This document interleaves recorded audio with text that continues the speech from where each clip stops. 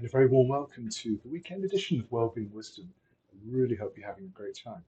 And I wonder, have you ever been curious about the notion of achieving enlightenment? I know you're probably so busy, it's the last thing to cross your mind.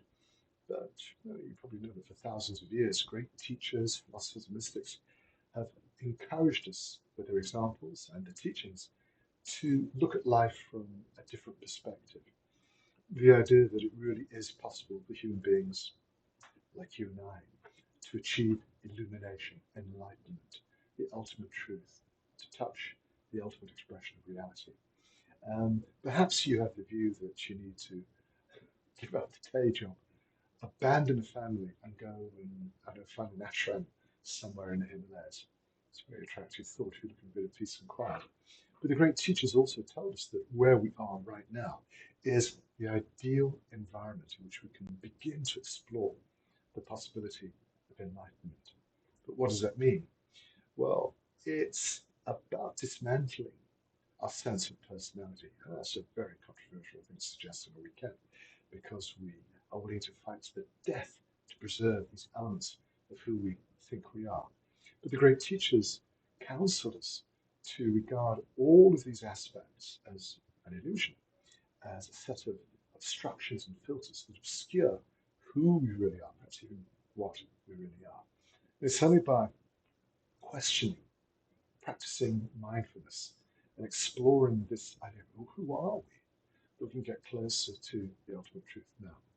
The teachers were also fond of reminding us that it could take thousands of incarnations before we finally reach that hallowed state of enlightenment. But each step that we take brings us closer. It's a beautiful thought. But I think there are deeper benefits.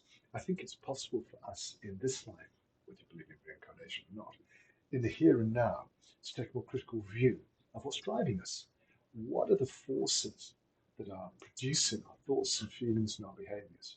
Are those particular attitudes, those attributes of our personality helping us, or are they getting in the way? Do we experience a sense of deep, abiding joy? Do we have a sense of enduring bliss? Probably not. But it is one of the products of this particular quest that we achieve a greater sense of inner calm and peace, a greater sense of control over how our lives are going to unfold.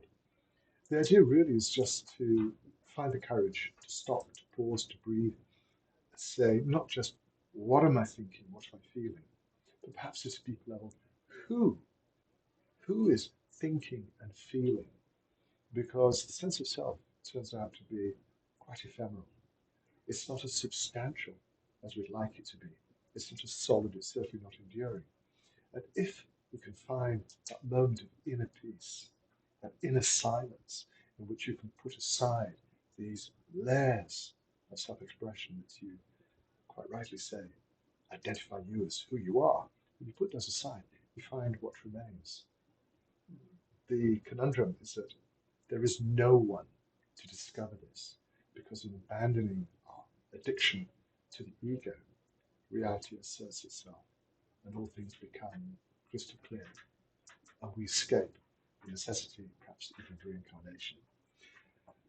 In the here and now, if we can learn to be a little bit more critical of our knee-jerk reactions of how we think and feel, perhaps we can find a better way to express ourselves, more uplifting, more supportive, more positive ways for us to experience life. It's a very precious experience.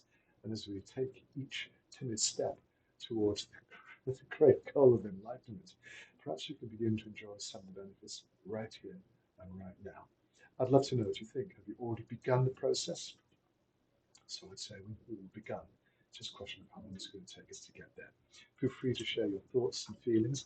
It's a subject which crops up in some of the emails I get, so I thought it might be interesting for us to just touch on it. If you want to discuss it further, just let me know. In the meantime, you know from my heart that I'm wishing you a wonderful weekend.